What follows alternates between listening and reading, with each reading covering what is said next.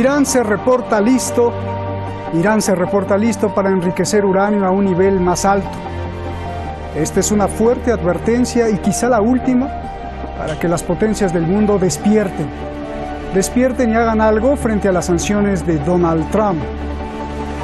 Irán quiere rescatar el acuerdo nuclear, pero denuncia apatía, impotencia y doble moral. ¿Cuál es el futuro del acuerdo nuclear? Soy Roberto de la Madrid y esta noche desde aquí, desde el ojo del huracán, desde el lugar de la noticia, desde Irán, detrás de la razón.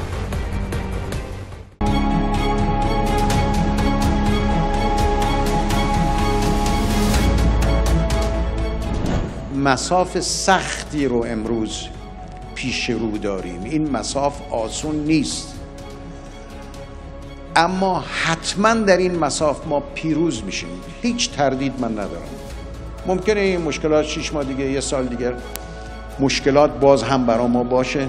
ما مشکلات رو میتونیم پشت سر بگذرونیم.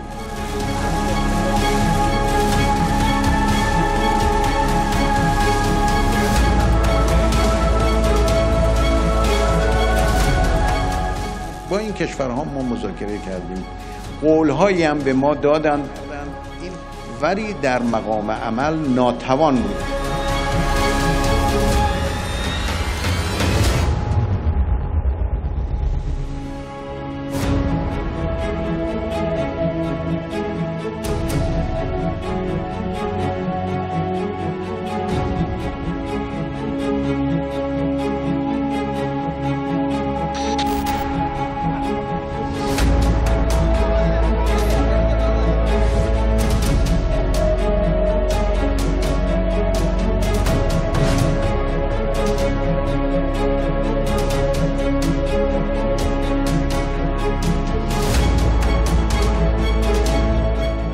در شرایط کنونی و تا زمانی که اقدامات لازم صورت نگرفته، حتما گام سوم جمهوری اسلامی ایران عملی خواهد شد. اونها باید این جرأت رو به خودشون بدن که بر اساس تعهداتشون عمل کنن، نه بر اساس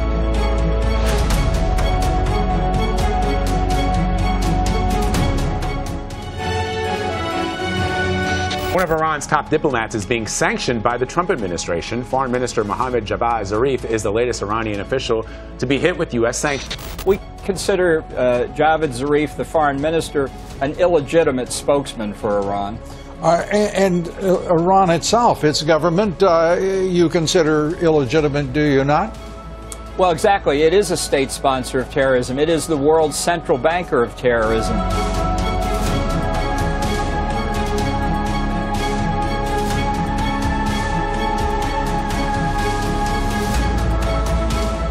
La razón de Estados Unidos para designarme es que soy el principal portavoz de Irán alrededor del mundo.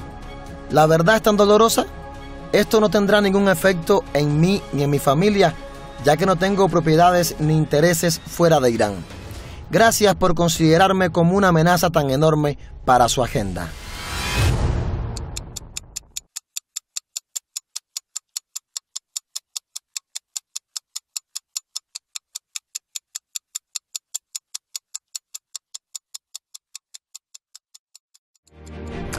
Pues ahí están los hechos, ahí está el documento, lo invito a que lo revise una y otra vez ahí en YouTube, le ponga pausa y vuelva a verlo porque hay muchos datos ahí que hay que reflexionar y analizar y por eso también estamos aquí en Detrás de la Razón. Gracias a ustedes, gracias por estar siempre en las redes sociales apoyándonos y por construir esta red de pensamiento reflexivo a través de todo el mundo. Vamos directamente con nuestros invitados. Tenemos el honor de tener a Francisco Javier Martínez López, analista internacional, a quien respeto y admiro mucho. Francisco, gracias personalmente y de todo el equipo, gracias porque estés aquí. Y también gracias a ti, Ignacio Armada, analista internacional, allá también en Madrid. Gracias a los dos, buenas noches.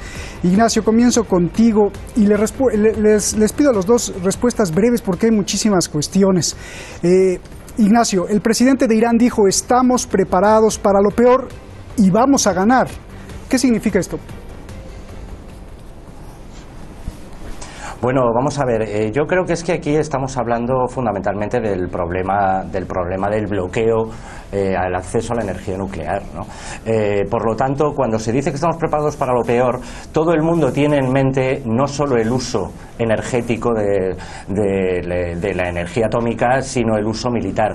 Pero yo creo que las cosas no van por ahí. Es decir, yo ya sé que a veces peco de optimista, pero la sensación que yo tengo es que de lo que estamos hablando fundamentalmente es de una guerra económica en la cual desde luego Irán manifiesta que está dispuesta, por supuesto, a aguantar y a esperar lo peor. Esperemos que lo peor sea precisamente pues la resistencia, mayores sanciones y que la Unión Europea no termine de arrancar, ¿no? Bien, voy contigo, Francisco. El presidente de Irán dijo que los próximos 6 meses o un año quizá las cosas se pondrán peor. Pero después de cierto tiempo vendrá la victoria de Irán. 2 preguntas, Francisco. ¿A qué se refiere con que las cosas serán duras? ¿Y Estados Unidos aceptará la derrota? Hola, buenas tardes, Roberto.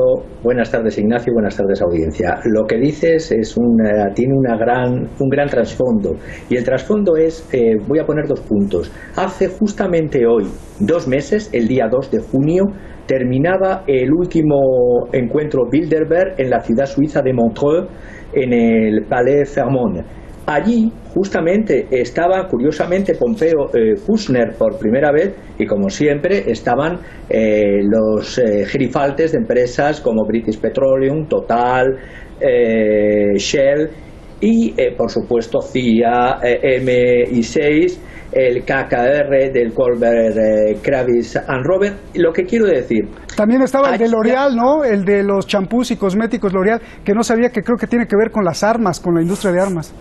Sí, el KKR es David Petraeus, que antes era uno de los directores de la CIA, ahora creó esta empresa con doble K y R, que corresponde a nombre de los socios Colbert, Kravis y Robert, y que se dedica, entre otros, pues a inspirar Frankensteins como ISIS, Daesh, etcétera. Pero bueno, no voy a entrar ahí. A lo que iba. En ese cenáculo tan poco proclive a decir pro-Irán, ya se puso el grito en el cielo a la bola, se tituló así, la bola de demolición unilateral de Trump. En el propio, y estaba Jared Kushner delante, y esto lo hacía concretamente uno de los ponentes, el Kenneth Akito Oye, curiosamente americano-japo. ¿Qué quiero decir con esto? Que viendo la no reacción como pretendíase de la administración iraní, porque para eso tiene una diplomacia exquisita que sabe mantener las formas de diplomacia y de acuerdos internacionales, pero es gradualista. ¿A qué me refiero gradualista?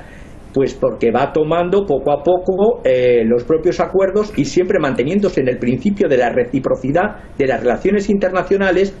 La diplomacia iraní, si hablo en teoría política, es verdad que todas las políticas nacionales o internacionales se basan en la lucha, pero lo que no hace Irán, y en lo que sí está cayendo la administración de Estados Unidos frente al horror de todas las otras administraciones del planeta, es que las luchas pueden ser o agonales o polemológicas. Agonal, de agón griego, es que evitan el recurso a la violencia. ¿Por qué? Porque se acepta las reglas del juego entre rivales. Pero aquí no se está aceptando las reglas de juego entre rivales, porque no se acepta la existencia del rival. En este caso, por eso se está acercando a un recurso a la violencia, ya lo estamos viendo con el terrorismo económico, sino que además puede desencadenar otros tipos de violencia. Es decir, lo agónico, agón, que se olvida frente a lo polemológico. Entonces, todo esto lo que quiero decir es que tarde o temprano, ya se están abriendo las vías diplomáticas, otra vez en Suiza, curiosamente, en este caso en Berna, a través de la diplomacia francesa, lo que intenta Macron en la diplomacia francesa, para que haya un acuerdo. Ahora va a haber la reunión del G7 próximamente en septiembre, en la ciudad de Biarritz, menuda elección de sitio, y se pretende que haya un encuentro en la próxima reunión de la Asamblea de Naciones Unidas a finales de septiembre entre Trump y Rouhani, pero todo esto que se desea por parte de los europeos, lo que tendría que hacer Europa es que el mecanismo INSTEX funcione de una vez por todas y no sea solamente para medicamentos y alimentos en pequeña escala, sino que sea para retomar la venta de petróleo, porque, ojo, todo esto que está pasando en Hormuz es un pulso de dignidad de un país soberano como es Irán frente a los ataques provocadores para intentar incendiar y romper las vías de negociación y vías de acuerdo. Bien, no, ya me contestaste como 5 preguntas, fue un combo, ¿no? Me hiciste descuento. Ignacio, en vista de que los firmantes del pacto del acuerdo nuclear pues no pudieron frenar las sanciones de Washington, Irán alerta que enriquecerá a un nivel más alto el uranio. Si sube, yo te pregunto, si sube el nivel de enriquecimiento de uranio, ¿qué es lo que ganaría Irán? No, yo creo que lo que está pretendiendo Irán, y Francisco lo decía muy bien respecto a sus movimientos diplomáticos, creo que tienen un enorme sentido de no solo de la oportunidad, sino de la prudencia. Creo que se ha hablado además de un tercer grado, ¿no? Un tercer escalón. Está estableciendo una serie de escalones para que se vea que no hay, desde luego, una intención en absoluto conflictiva. Pero la cuestión de enriquecer más uranio da a entender en un principio, según la otra parte, que de lo que se puede estar hablando ya no solo de energía nuclear, sino de armas nucleares, y que por lo tanto Irán no estaría legitimada para disponer de esas armas nucleares. Yo es que en esto soy bastante, no escéptico, sino bastante claro. Es decir, yo desde el principio siempre he creído que el problema del armamento nuclear es que las reglas están establecidas solo por unos pocos y no dejan entrar a los demás, llamémoslo macabremente, al juego. Y por lo tanto, la pregunta, aunque suene muy terrible, podría ser, ¿Irán no tiene derecho a disponer de armamento nuclear? Hay que recordar que estamos hablando además de un acuerdo que, como es el Tratado de Prohibición de Armas Nucleares, que se firmó en el 2017 por petición de más de 100 países en Naciones Unidas, y que hasta ahora solo han firmado 11. Por lo tanto, no solo estamos hablando de que se está impidiendo de facto que Irán pueda enriquecer uranio dentro de su propia soberanía como quiera o darle el uso que quiera, sino que estamos hablando de que aquellos que están en teoría comprometidos para que esto no sea así, porque hay que prohibir la proliferación de armas nucleares, no cumplen esos acuerdos. Esto además no lo digo yo, lo dice el CIPRI, lo dice el informe de Naciones Unidas del año pasado, ¿no? Es decir, la reducción de armas nucleares es muy pequeña, muy escasa, y de hecho hay países que reducen, como Estados Unidos, como Rusia, pero los demás no han reducido absolutamente nada en los 3 últimos años. Por lo tanto, estamos hablando, en definitiva, de que se puede dar ese uso, pero aquí estamos hablando también de que siempre se está partiendo la idea en Occidente de que en Irán cualquier tipo de movimiento que pueda ser dudoso tiene que ser a peor, ¿no? Lo que sí tengo claro es que la diplomacia iraní lo que está haciendo es intentar presionar. Por eso vuelvo al argumento del principio que enunciaba antes, ¿no? De lo que estamos hablando, creo yo, es de una guerra económica, fundamentalmente. Es decir, de lo que estamos hablando es de que naciones como Estados Unidos intentan limitar no ya la posibilidad de tener armas nucleares, sino la posibilidad de disponer de energía nuclear en cantidad suficiente a países como Irán. ¿Esto qué significa? Que condenas a esos países a disponer fundamentalmente económicamente del petróleo. Y si tú limitas y sancionas la venta del petróleo internacionalmente, tienes ese país económicamente sojuzgado. Creo que esa es la maniobra de Estados Unidos, y es una maniobra pues muy en la línea de Donald Trump y de otros presidentes que ha tenido Estados Unidos, ¿no? Lo que sí es verdad es que la otra pata del juego es Europa. Y Europa, yo creo que ahí es bastante cautiva. Es decir, Macron, como buen francés, es un hombre de grandes gestos, ¿no?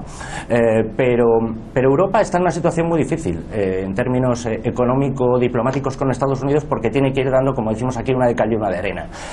Hay que recordar que Europa ha tenido siempre intereses muy concretos, por ejemplo, en países del Magreb, cuyos acuerdos alteraba inmediatamente, como pasó con el caso de Libia, de la caída de Gaddafi, cada vez que le interesaba. En estos momentos, Trump hace unos años ya estaba anunciando que iba a retirar fondos de la OTAN porque Estados Unidos aportaba demasiado y Europa demasiado poco. Y en eso es cierto que las cuentas salían. Estados Unidos estaba aportando demasiado.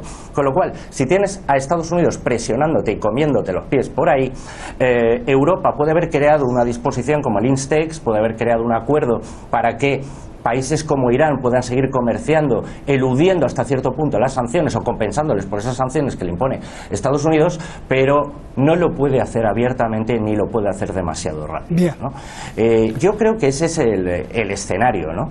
Y creo que efectivamente la situación no tiene por qué convertirse en una situación enconada, pero probablemente depende de la habilidad que ha tenido Irán para implicar a Europa para que dé esos pasos que tiene que dar y de alguna manera sirva de mediación, ¿no? Gracias. Déjame ir con Francisco.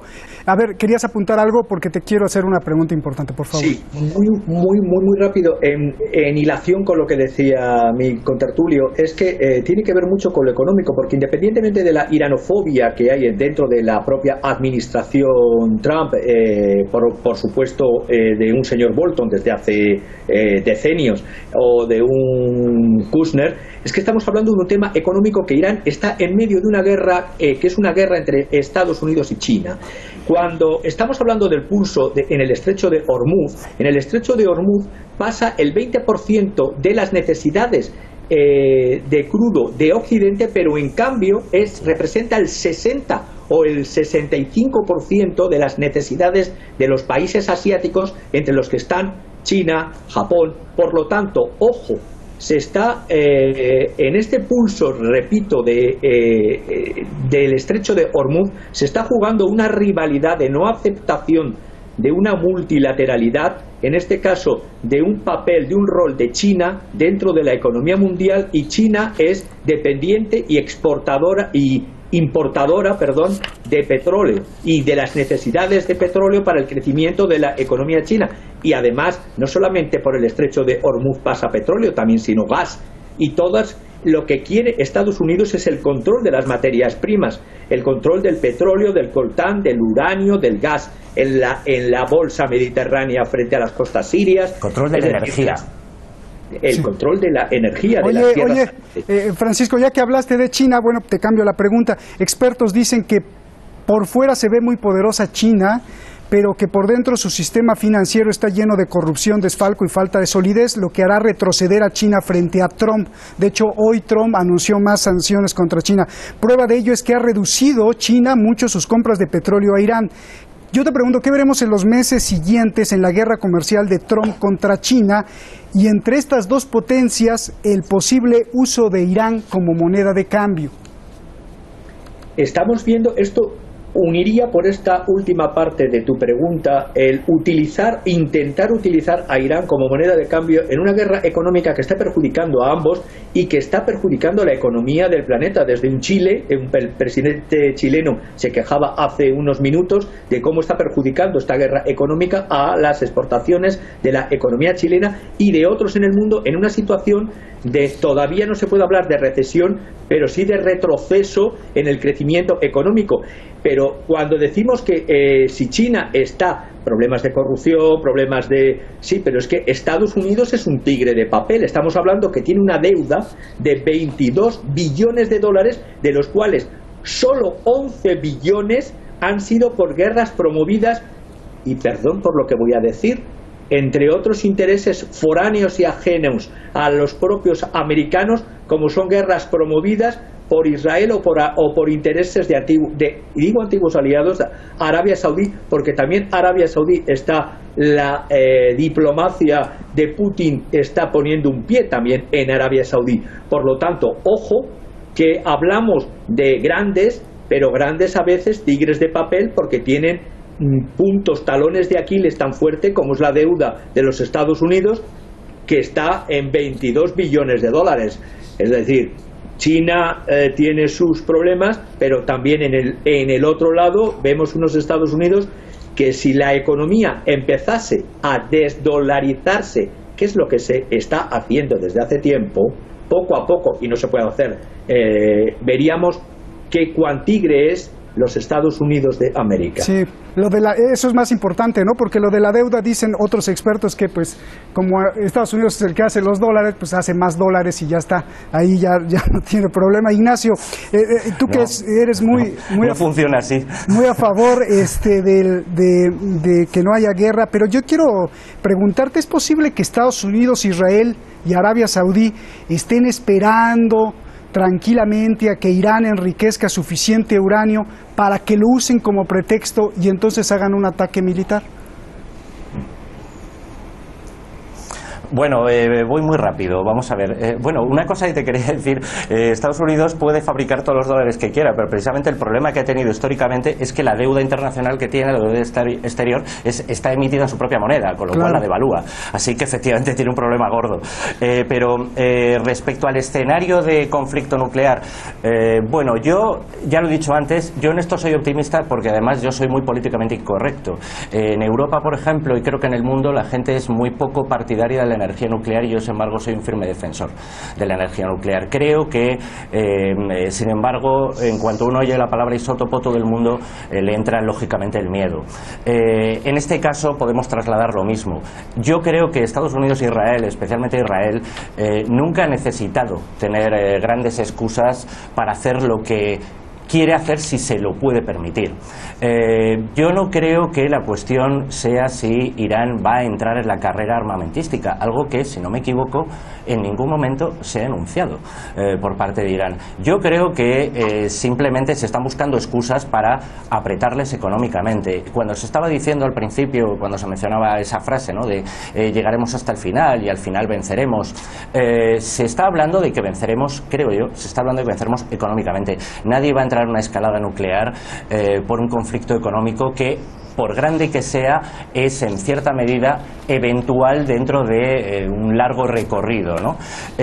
Lo que sí es verdad es que, y vuelvo un poco a la idea de antes, ¿no?, y además lo mencionaba Francisco, la idea de que países como Rusia, por ejemplo, estén tocando en la puerta de Arabia, el hecho de que estén llegando a acuerdos con secciones wahabistas, ¿no?, de alguna manera, significa que Irán siempre está en una situación muy inestable diplomáticamente, ¿no? Significa que a China le podrán presionar, a Rusia le podrán presionar, pero es que Irán no tiene otra salida, es decir, es que tiene que aguantar, con lo cual lo mejor que puede tener es tener esa moral e introducir un elemento nuevo en el escenario, que es Europa, ¿no? Y confiar en que Europa pueda servir como garante para poder seguir en este tira y afloja. Creo que es un tira y afloja en el que vamos a estar mucho tiempo, ¿eh? De esto, dentro de meses y meses, seguiremos hablando. Qué bueno que tocaste eso, porque pues son aliados de Irán, China y Rusia, y están coqueteando con Arabia Saudí, que es el que quiere destruir a Irán. Bien, Ignacio, Francisco, ya nos vamos, dos preguntas, a ver, rápido. Trump se retiró del acuerdo nuclear hace un año y nadie hizo nada, pasó un año y no pasó nada. Irán dio un ultimátum de 60 días, se venció el plazo y pues tampoco pasó nada. Pregunta, ¿se va a salvar el acuerdo nuclear, sí o no, o va a la muerte? Y si se muere, ¿qué es lo que va a pasar? Esa es la primera pregunta. Y la segunda, porque ya casi no hay tiempo, es, pues el señor Donald Trump sancionó al canciller personalmente, al canciller Zarif de Irán. ¿Esto de qué sirve? Venga. Yo creo que el acuerdo rápidamente va camino de la muerte para intentar hacer un nuevo acuerdo. Lo van a tener crudo los norteamericanos con el tema de los misiles, porque Israel, Arabia Saudita matan a civiles en Siria, Irak, Libia, Yemen, y todos esos misiles vienen de los Estados Unidos. Por lo tanto, que el acuerdo va camino de morir, sí. Que se va a pretender, por eso es la vía suiza, nuevamente, por cierto, porque el acuerdo también se gestó en parte en vía suiza, va a la vía suiza para intentar un nuevo acuerdo y en septiembre intentar, lo veo difícil, un encuentro fuera de la Asamblea de Naciones Unidas, Hassan Rouhani y Trump. Mucho tiene que avanzar la diplomacia, en este caso suiza, pero los suizos son maestros en eso. Y en cuanto a atacar a diplomáticos además, como fuegos de artificio, como se ha hecho con los ataques a Javad Zarif, me parece una aberración de todo punto de vista, porque atacar a diplomáticos, y además diplomáticos que son tan cuidadosos y tan responsables ante el derecho internacional y ante los acuerdos, ante los pacta sunt servanda y ante lo que es la reciprocidad entre los estados. Me parece que es un enorme error otra vez más de la administración Trump. Me habías dicho que Arabia Saudí, Rusia, Estados Unidos e Irán podrían estar negociando, ¿no?, en el futuro. Lo que a mí me ha llegado, y me ha llegado poquito, pero me ha llegado desde Berna, en secreto, me imagino. Bueno, gracias Francisco, Ignacio, un abrazo a los dos. Buenas noches, magníficas explicaciones, gracias. Le agradezco a usted que nos ve, le agradezco en nombre de todo el equipo que usted no ve, que está allá detrás de cámaras, pero que hace posible este programa. Le agradezco tanto a usted, que no lo veo yo, pero que está presente en mi intención, en nuestro trabajo, que nos haga esos bellos comentarios. Ayer el programa sobre los niños enjaulados por Donald Trump, hubo una lluvia de comentarios, y eso quiere decir que cada vez en el mundo hay un público más comprometido, más valiente, más decidido, y ese público sin duda alguna es usted. Muchas gracias, y si no lo vio, lo invito a que vea el debate de ayer entre Almudena Negro y Rubén Luengas. Aparte de la acalorada pelea, es muy importante porque se dijeron cosas vitales que están pasando. Recuerde que en el mundo muchos piensan como Almudena y muchos más como Rubén. Usted es el que reflexiona. Buenas noches.